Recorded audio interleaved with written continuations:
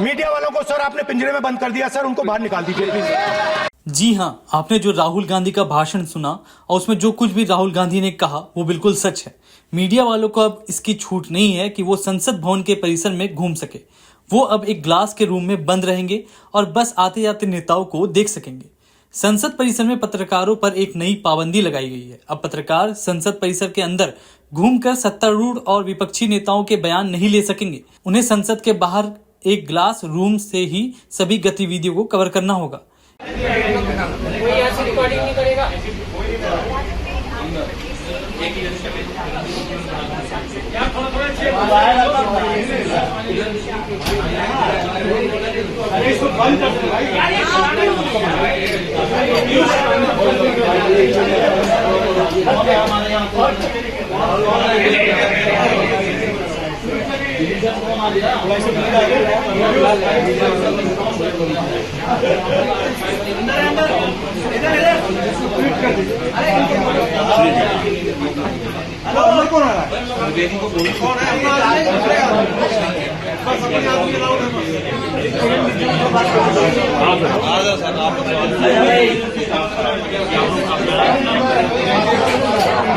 इस नई पाबंदी पर पत्रकारों ने नाराजगी जाहिर की। प्रेस क्लब ऑफ इंडिया ने पत्रकारों पर लगाई गई पाबंदी का विरोध किया है। प्रेस क्लब ऑफ इंडिया ने सोशल मीडिया प्लेटफॉर्म एक्स पर एक वीडियो साझा किया है जिसमें देखा जा सकता है कि पत्रकार एक छोटे से ग्लास रूम में बैठे हैं।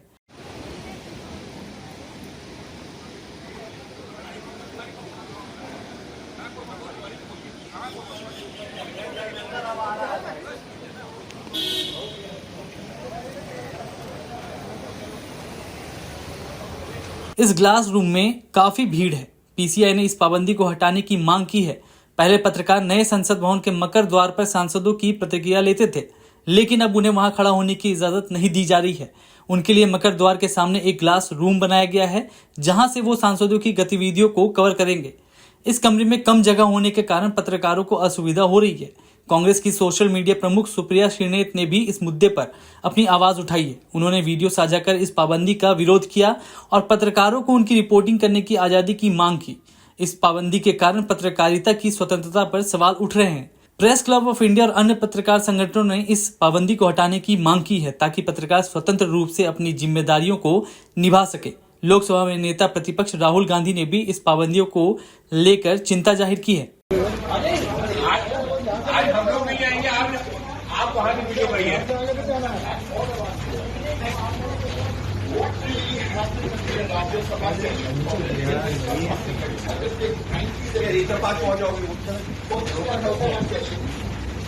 मकर द्वार से प्रवेश करते समय राहुल गांधी पत्रकारों से मिलने के लिए रुके। राहुल गांधी ने पत्रकारों से बातचीत की।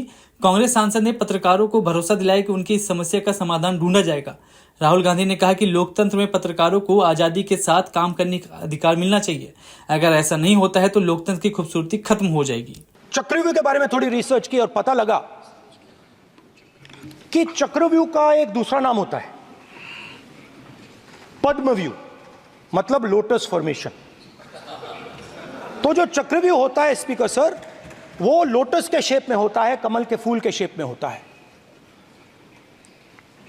21वीं सदी में सर एक नया चक्रव्यूह तैयार हुआ है स्पीकर सर, वो भी लोटस की शेप में है सर, और उसका चिन्ह प्रधानमंत्री जी अपनी छाती पर लगा के चलते हैं सर। जो अभिमन्यु के साथ किया गया था, जो अभिमन्यु को चक्रव्यूह में फंसाया गया था, वही हिंदुस्तान के साथ किया गया है। हिंदुस्तान के युवाओं के साथ, हिंदुस्तान के किसानों के साथ, हमारी माताओं बहनों के साथ, स्मॉल बिजनेसेस के साथ, मीडियम साइज बिजनेस के साथ। सर अभिमन्यु को 6 लोगों ने मारा था। उनके नाम द्रोणाचार्य, कर्ण, कृपाचार्य, कृतवर्मा, अश्वत्थामा और शकुनी। सर आज भी चक्रव्यूह के बीच में 6 लोग हैं सर। चक्रव्यूह के बिल्कुल सेंटर में, चक्रव्यूह में हजारों लोग होते हैं सर, मगर उसके बिल्कुल सेंटर में 6 लोग कंट्रोल करते हैं। तो जैसे उस टाइम 6 लोग कंट्रोल करते थे, वैसे आज भी 6 लोग कंट्रोल कर रहे हैं चक्रव्यूह को। नरेंद्र मोदी जी, अमित शाह जी, मोहन भगवत जी, अजीत दोवल जी, अंबानी और अदानी जी कंट्रोल कर रहे हैं। प्लीज एक मिनट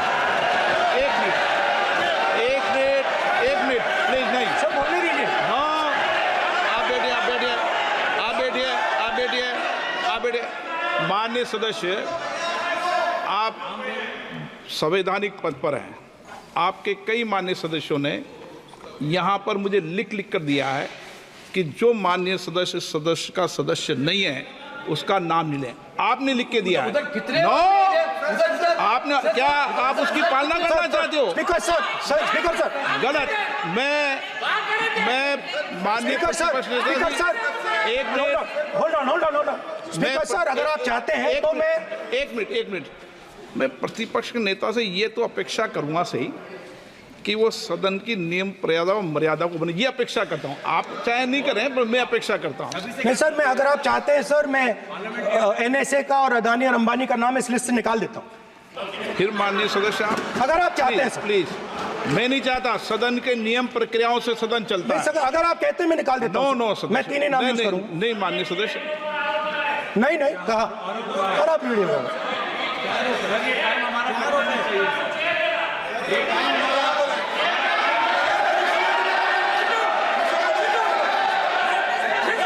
आप मत उठिए सब, प्लीज, या आप समझाइए उनको। हाँ, आप Speaker sir, the Chakravyuh that has captured India has 3 forces behind it. First is the idea of monopoly capital, that 2 people should be allowed to own the entire Indian wealth. So one element of the Chakravyuh is coming from the concentration of financial power. The second element, sir, मैं budget को explain कर रहा हूं sir, मैं आ रहा हूं, वहीं आ रहा हूं sir.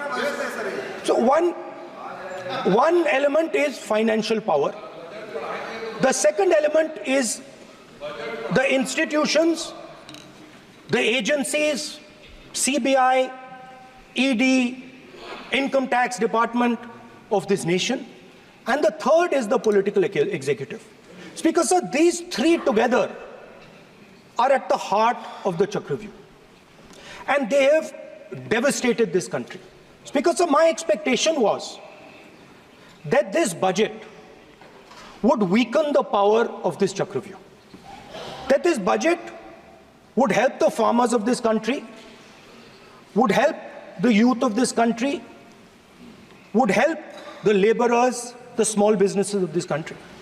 But what I have seen is that this budget, the sole aim of this budget, iski jo niyat hai, it is to strengthen this framework, the framework of big business, monopoly business, the framework of a political monopoly that destroys the democratic structure, and finally the framework of what one can call the deep state or the agencies.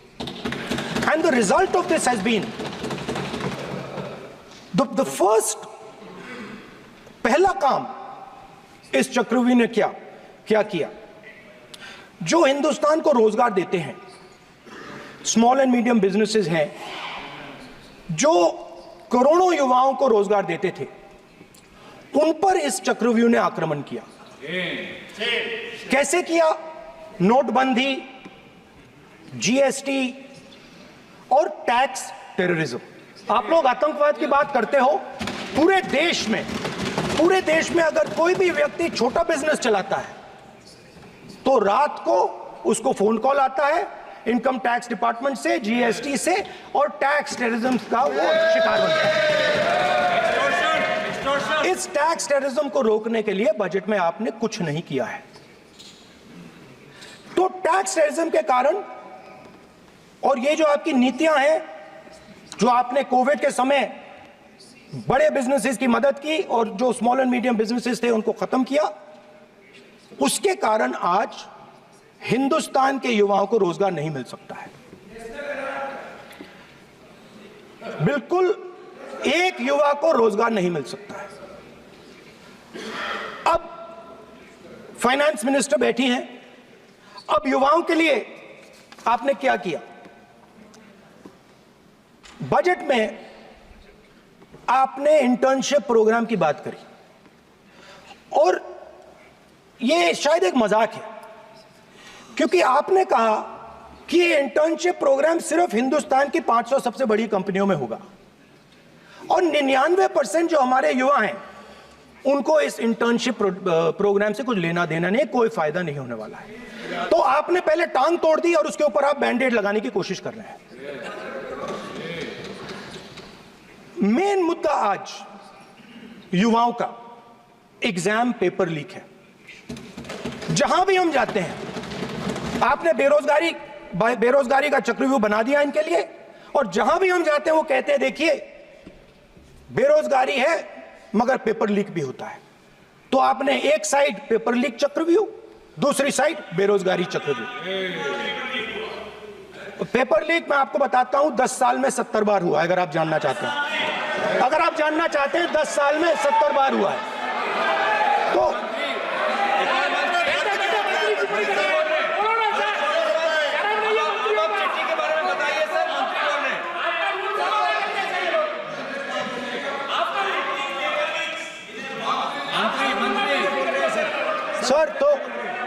Sir तो paper leak के बारे में finance minister ने budget में एक शब्द नहीं कहा है। युवाओं के लिए पेपर लीक सबसे जरूरी मुद्दा है, उन्होंने एक शब्द नहीं कहा है पेपर लीक के बारे में। एक बार उन्होंने पेपर लीक नहीं कहा और उल्टा जो एजुकेशन बजट में पैसा देना चाहिए था वो आपने 20 साल में सबसे कम पैसा दिया है। 2.5% of budget is gone to education. Sir दूसरी तरफ आपने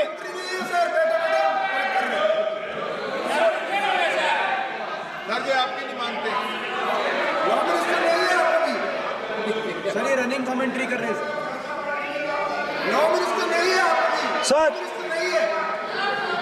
दूसरी तरफ पहली बार सेना के जवानों को आपने अग्निवीर के चक्रव्यूह में फंसाया। सही बात। इस बजट में अग्निवीरों के पेंशन के लिए 1 रुपया नहीं है।